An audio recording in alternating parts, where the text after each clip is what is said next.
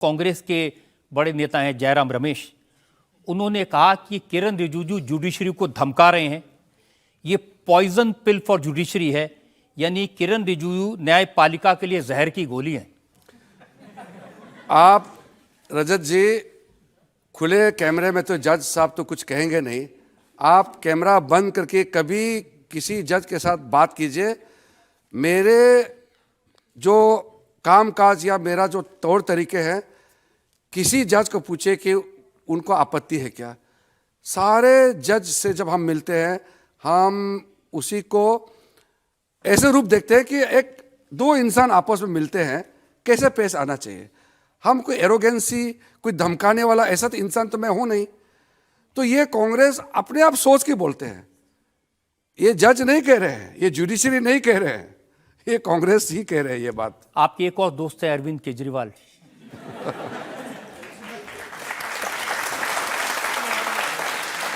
अरविंद केजरीवाल कह रहे थे कि बीजेपी ने सारे इंस्टीट्यूशन तो पहले ही कब्जा कर लिया, सीबीआई पे, ईडी पे, अब जुडिशरी पर भी, न्यायपालिका पर भी कब्जा करना चाहते हैं किरण रिजिजू। सबसे पहले तो आप अरविंद केजरीवाल जी का बात को सीरियस ना ले।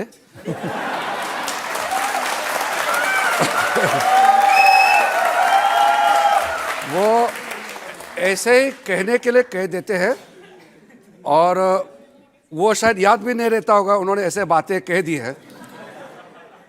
वही अरविंद केजरीवाल जब मुख्यमंत्री बनने से पहले कहते थे कि संविधान को नहीं मानते हैं। वो एक तरह से एनार्किस्ट के मानसिकता रखने वाला है और वो कुछ अनाप शनाप बातें करते हैं। इनका जब हम लोग मिलते हैं एक दूसरे, अभी तो मुख्यमंत्री हैं तो हम लोग मिलते हैं तो फिर अच्छा से बातें होते हैं। मुझे ताज्जुब होता है कि बात करने में, देखने में तो भोला भाला है, लेकिन बाहर जाके ऐसे बातें क्यों कह देते हैं।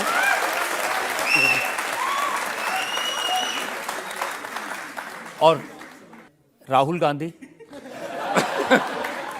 राहुल गांधी भी कहते हैं कि आप जुडिशरी पर कब्जा कर रहे हैं, आप जुडिशरी को कंट्रोल करना चाहते हैं और जुडिशरी आपके फेवर में सारे फैसले देती है। मैं आपको एक बात बता सकता हूं, उसको जो चिट लिख के देते हैं, जो बातें कहने के लिए उनके जो एडवाइजर्स है जो कहते हैं वो वही कहते हैं। अगर वहां से भटक गया तो वो फंस जाते हैं और उसका पार्टी बचाने में 24 घंटे टाइम लगाते हैं। इसलिए लोग क्या क्या नाम देते हैं, लेकिन हम तो सम्मान देते हैं। वो सांसद है और कांग्रेस लीडर है तो हम लोग सम्मान देते हैं। लेकिन वो जो बातें करते हैं, मुझे लगता है कि बीजेपी को नुकसान नहीं, देश को नुकसान जरूर होता है उनके बातों से। और कपिल सिब्बल, वो तो लॉ मिनिस्टर रह चुके हैं, वो कहते हैं किरण रिजिजू को न कानून पता है, न सुप्रीम कोर्ट पता है, न वकील कैसे काम करते हैं ये पता है, और बन गए हैं लॉ मिनिस्टर। कपिल सिब्बल जी तो वरिष्ठ है। उन्होंने 4 महीने पहले एक वक्तव्य दिया था। उन्होंने कहा कि सुप्रीम कोर्ट से भरोसा उठ गया है। अब जो आदमी कहते हैं कि सुप्रीम कोर्ट को नहीं मानते हैं, वो मुझे इल्ज़ाम लगा रहे हैं, तो उसके पास तो इस तरह से बातें करने का हक नहीं है। वो जो उसको पैसे देते हैं उसी का केस लड़ते हैं, उसी का बात बोलते हैं, वो अपना इंडिपेंडेंट व्यू नहीं होते हैं। मैं बाकी वकीलों को तंज नहीं खींच रहा हूँ, मैं सिर्फ सिब्बल साहब को ही बोल रहा हूँ कि मैं भले गांव से आया हूँ, लेकिन मेरे पास भी सोचने का एक क्षमता है और मोदी जी ने विश्वास किया है तो कुछ सोच के ही भरोसा किया होगा ना। हाँ, लेकिन ये बड़े बड़े वकीलों को लगता है कि आप जो अंग्रेजी बोलने वाले वकील हैं उनके पीछे पड़े हुए हैं। आप कह रहे हैं सुप्रीम कोर्ट में भी रीजनल भाषा होनी चाहिए। ये रजत जी मैं इसलिए कह रहा हूं कि आप लोग अंग्रेजी बोलते होंगे, कुछ लोग बुरा ना पाइए। जो अंग्रेजी ज्यादा अच्छा बोलता है उसका कोर्ट फीस बहुत ज्यादा होता है, उसको 20, 30, 40 लाख मिलते हैं, और जो हिंदी बोलते हैं उसको बहुत कम पैसे मिलते हैं।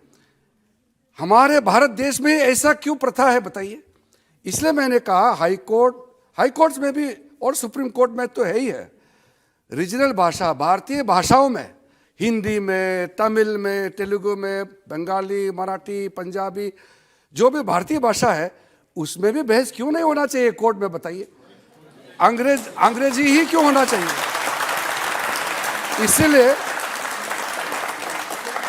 इसलिए आदरणीय प्रधानमंत्री मोदी जी ने 2015 में एक मंत्र दिया कि भारतीय भाषा को भारतीय कोर्ट्स में कैसे आगे ले जाना चाहिए उसको सोचा जाए। तो एक कमेटी बना, जस्टिस बोबडे साहब जो फॉर्मर चीफ जस्टिस है भारत के, उनके नेतृत्व में कमेटी बने हैं, मेरे से बातचीत हुए हैं और इसको हम लोग एक वोकैबुलरी का एक वो बना रहे हैं, एक बैंक डाटा बैंक भी बना रहे हैं और भारतीय भाषाओं में जो मेन जो पॉइंट्स है या जो मेन वर्ड है जो कॉमन कैसे इस्तेमाल करना चाहिए उसका भी चिन्हित किया जा रहा है। और आगे जा कर के हम लोग का ये मानना है कि सुप्रीम कोर्ट भी इस बात को एग्री करते हैं। अभी चीफ जस्टिस DY चंद्रचूड़ साहब ने भी मुझसे बात किया और जितने पुराने जजमेंट हैं सुप्रीम कोर्ट के अलग अलग भाषाओं में ट्रांसलेशन करके पब्लिक के लिए अवेलेबल कर रहे हैं और धीरे धीरे हम ट्रांसलेशन का व्यवस्था भी करेंगे। कोविड के समय में भी आप देखा होगा कोर्ट चलता रहा। क्यों? क्योंकि वो जो टेक्नोलॉजी का, ऑनलाइन प्रोसेस का, वीडियो कॉन्फ्रेंसिंग का जो डिजिटल इंडिया का कैंपेन है मोदी जी ने जो चलाया, उसी का तहत हमारे कोर्ट्स को मजबूत किया। तभी तो कोविड के समय में भी भारतीय कोर्ट कंटिन्यूसली चलता रहा। देखिए, बड़े बड़े वकील ये कहते हैं कि किरण रिजिजू ने तो प्रैक्टिस की नहीं, इन्होंने तो पैसा कमाया नहीं, अब हमारे पेट पे लात मार रहे हैं। नहीं, मैं तो ये चाहता हूं कि देश जैसे आगे बढ़ रहे हैं, आर्थिक महाशक्ति बन रहे हैं, बन भी गई है एक दृष्टि से, तो उसमें काम बढ़ेगा और केसेस ज़्यादा आएंगे और ज़्यादा मैटर जुडिशियल रिव्यू के लिए आएंगे, तो उतने ही वकीलों को मौका मिलेगा। तो वकीलों को ज़्यादा काम मिलना चाहिए, ये मेरा मत है। मैं इसका खिलाफ हूँ कि सारा काम कुछ एडवोकेट का पास जाए, ये मैं विरोध करता हूँ। इसलिए मैंने कहा कि जो सीनियर लॉयर्स है वो अपना केसेस को जूनियर्स को भी बांटना चाहिए। कोविड के समय में कोई एक जज एक दिन में 2 करोड़ 3 करोड़ तक भी कमाया है, एक दिन में। एक लॉयर, जज नहीं, एक लॉयर, मैं जज के बात नहीं कर रहा हूँ, जजेस के बारे में कहना नहीं चाहिए। एक लॉयर इतना कमाते हैं और कई ऐसे लॉयर है जिसको दिन में 10 रुपया भी नहीं मिलता है। ये ठीक नहीं है। इसलिए हमने कहा कि सब जो स्पेशली जो छोटे छोटे नए जूनियर लॉयर्स है उनको मौका मिलना चाहिए। तो भारतीय भाषाओं में अगर चर्चा होगा कोर्ट में तो काम सबको मिलेगा। जनता में सवाल पूछना चाहते हैं लॉ मिनिस्टर से रिलेटेड। सर, अभी तक क्या रीज़न रहा है कि इतने सारे केसेस पेंडिंग हैं और बेटर सोल्यूशन क्या हो सकता है कि आगे फ्यूचर में ये केसेस पेंडिंग ना रहें और जल्द से जल्द सॉल्व हो सके? लगभग 4 करोड़ 90 लाख के आसपास इस वक्त हमारे पेंडिंग केसेस है। इसको कम करने के लिए कई कदम उठाए गए हैं। सबसे पहले तो टेक्नोलॉजी के माध्यम से इतने जो केसेस है उसको तुरंत कैसे हल किया जाए वो रास्ता ढूंढ रहा है।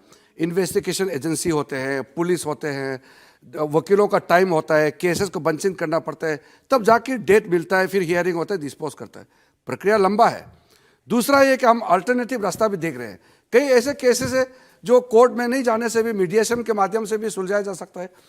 अल्टरनेटिव डिस्प्यूट रेजोल्यूशन मैकेनिज्म का जो हमने शुरुआत की है, आर्बिट्रेशन हो, कॉन्सिलेशन हो। गाँव में कुछ चीज़ें होते हैं वो फैमिली मैटर है, वो कम्युनिटी लेवल में मीडिएशन करके सॉल्व कर सकते हैं, कोर्ट जाने का क्या ज़रूरत है। तो इस तरीके से कई हमने रास्ता खोजे हैं और कोर्ट के जो अलग अलग स्तर में supreme court, high court, lower judiciary, हम बातचीत करते हैं। और मेरा ये मानना है जिस तरीके से प्रधानमंत्री जी सपोर्ट दे रहे हैं और जुडिशरी भी प्रोएक्टिव है, हम तालमेल करके ये जो पेंडेंसी है इसको हम कम जरूर करेंगे। लेकिन आप एक बात समझ लीजिए, आजकल अगर एक जज एक दिन में 100 केस डिस्पोज करते हैं, 200 केस नहीं आ जाते हैं, तो केसेस डिस्पोजल फास्ट हो रहे हैं, लेकिन रजिस्ट्रेशन नया केस उसका दोगुना स्पीड से आ रहे हैं, इसलिए पेंडेंसी बढ़ रहे हैं। लेकिन डिस्पोजल का रेट बहुत फास्ट हो गया, लेकिन इतना ही काफी नहीं है, हमको बहुत और तेजी से आगे और कदम उठाना। ज्यादा प्रॉब्लम होती है जब केस अर्जेंट होते हैं, जनता कहते हैं तारीख पे तारीख, तारीख पे तारीख, तारीख पे तारीख। इस तारीख को कम करने के लिए चीफ जस्टिस ऑफ इंडिया हम लोगों के बीच में कई लेवल में बातें हुए हैं। जितना जल्दी हो सके डेट जल्दी देना चाहिए और हियरिंग जल्दी हो, इसलिए तो कोई डिले ना करे। कभी कभी क्या है ना, वकील खुद ही डेट ले लेते हैं कि इसको अगले बार हियरिंग किया जाए। मैं कोई एस्पर्शन नहीं कर रहा हूँ, लेकिन कभी कभी मटेरियल सपोर्ट नहीं मिलते हैं, कभी कभी इन्वेस्टिगेशन कहते हैं कि मैंने अपना चार्जशीट तैयार नहीं किया, या बहुत कारण होते हैं। कभी कभी विटनेस नहीं आते हैं, विटनेस को ढूंढना पड़ता है, तो विटनेस नहीं आते तो केस फिर पोस्टपोन हो जाते हैं, अगले डेट में चले जाते हैं। कई बातें हैं, कई कारण है। ये सारा जो इसको एक सूत्र में बांध करके सॉल्यूशन निकल सकता है। यहां सॉल्व करेंगे एक चीज को, दूसरे चीज को हम नहीं देखेंगे, फिर बात तो वही फंस जाएंगे। एक दूसरी चीज आपने दिखाई थी जजेस को, आपने कहा था कि सुप्रीम कोर्ट, हाई कोर्ट में छुट्टियां बहुत होती हैं, जज छुट्टियां बहुत सी लेते हैं।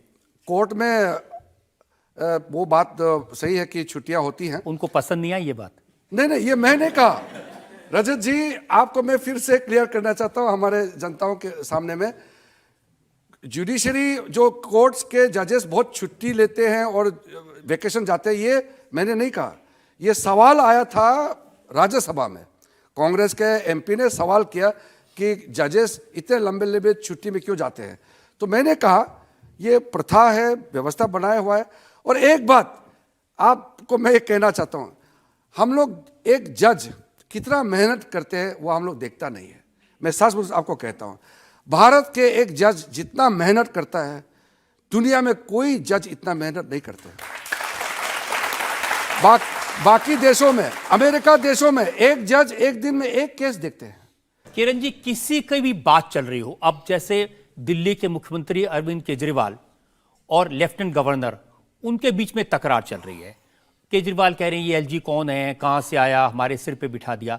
आप बीच में इंटरफेयर करते हैं, आप ट्वीट करते हैं और आप ये कहते हैं जनता इसका करारा जवाब देगी। वो इसलिए कि अरविंद केजरीवाल ने ऐसे बात असेंबली में कहा, एलजी कहां से आया, संविधान में लिखा है भाई, फिर भी कह रहे कि एलजी को बिठा के रख दिया दिल्ली में। तो दिल्ली में बिना एलजी का ऐसे चलना चाहिए क्या? ये देश का राजधानी है। तो कुछ चीज जो है ना, मुझे डाइजेस्ट नहीं होता है। बातें जो पर्सनल बात कुछ भी कह सकते हैं, लेकिन इस तरह से अटैक करना, तो कानूनी तौर पर अगर मुझे लगता है कि बहुत ही गैर कानूनी बात करते हैं, गैर संवैधानिक बात करते हैं, तो मुझे बताना जरूरी समझा। अब आपने उनको ये नहीं बताया कि 2 करोड़ लोगों ने जिस मुख्यमंत्री को चुना, उसके सिर के ऊपर आपने एलजी बिठा दिया। तो वो संविधान में लिखा है, तो हम क्या कर सकते हैं? जैसे सिस्टम है, तो अरविंद केजरीवाल संविधान नहीं मानते हैं इसलिए कह रहा होगा, लेकिन हम तो संविधान मानने वाले लोग हैं।